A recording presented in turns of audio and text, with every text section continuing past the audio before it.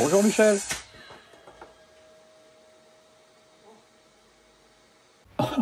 Bonjour Eric. Excuse ma réaction. Petit conseil. Ne jamais déranger quelqu'un qui travaille sur une machine potentiellement dangereuse comme celle-ci. La perte soudaine de concentration peut lui être fatale. Mais dis-moi, ça veut dire quoi ton titre? Il n'y a pas que Ramsès qui fait des pyramides. Ah, j'en étais sûr. Je t'explique. Le maçon de l'un de mes amis a voulu transformer l'escalier. La coupe de rajeunissement fut pour le moins radicale. Je lui ai donc proposé de pratiquer un lifting par implant. Oh ben t'as raison, question finition, c'est propre, mais visuellement, peut mieux faire. Justement, je lui ai suggéré de couvrir les limons d'un champ plat mouluré en m'inspirant d'un détail de la structure existante, et de chapeauter les têtes de poteaux d'une pyramide aplatie, d'où le titre. Oh, je comprends maintenant. Sauf qu'on devra utiliser du sapin. T'en as, toi? Non, et mon marchand non plus d'ailleurs.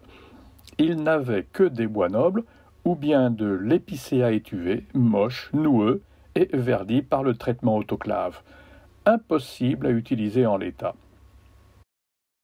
Attends, j'ai vu dans un coin une vieille palette. Ça pourrait le faire, non? Oh ben super, Eric. Heureusement que tu as l'œil.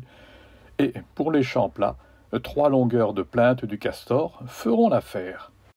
Tu peux me faire un croquis, que je vois à quoi ça va ressembler, ta pyramide? Mais pas de problème, Eric. Bon, ça reste un croquis, on est d'accord. Mais une 3D en complément, ça te va? Ok. Dans la pratique, tu fais comment pour ne pas te couper les doigts? Eh bien, la traverse de la palette va justement nous servir pour produire un tasseau de section carrée. Mais auparavant, je dois rectifier l'équerrage des 4 faces.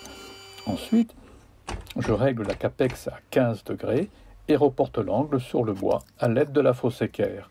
Il ne reste plus qu'à effectuer les coupes. 2 dans un angle, 2 inversés.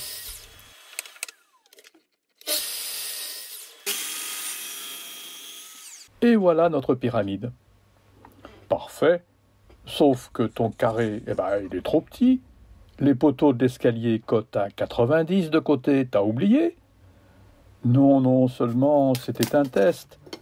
Bon, c'est toi qui m'as dit un jour que lorsqu'un truc est dans un sens, il faut, si besoin, le considérer dans l'autre sens. Simple. Tu tailles dans le fil la traverse de la palette, car elle cote à 110 de large, je crois. Bien vu, Eric, merci. Et voilà. Je peux te faire une remarque? Ta méthode pour couper me semble devenue particulièrement dangereuse. Attends, Eric, quand tu as une petite pièce de bois comme celle-ci, tu disposes à l'arrière un tasseau martyr. Ainsi, tu sécurises ton travail et évites que le morceau ne soit avalé par la radiale et les doigts avec. Toujours penser à la sécurité. Si tu permets, j'ai une autre idée. Ton bout de bois, c'est bien un cube. Donc, les 6 faces identiques.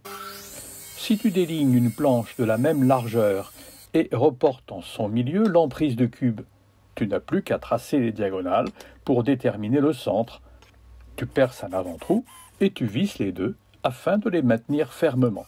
Bravo, Eric! Un premier coup de lame sans aller à fond. On tourne pour chaque face. Évident, mon cher Michel. Au lieu de couper en positif, tu extrais ta pyramide en négatif et en une seule opération.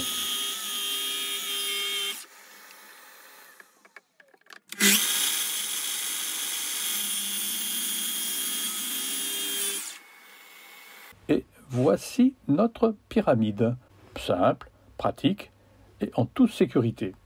Et pour finir, un coup de ponceuse à bande pour les ajustements. Méfie les bouts de doigts. Parfait, non? À présent, les couvre-champs. Une fraise demi-ronde de 10 mm, le reste, il n'y a plus qu'à pousser.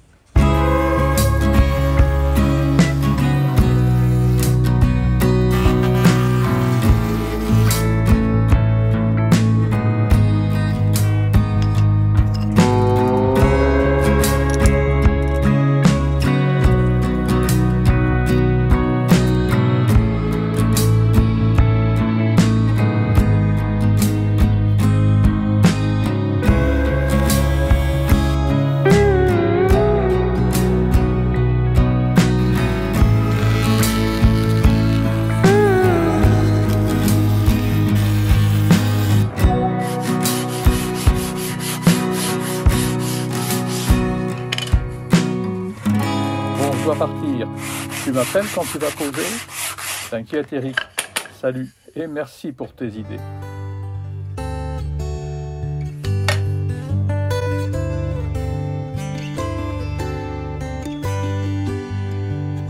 Bon, si ça t'a plu, tu partages et puis tu mets un pouce en l'air.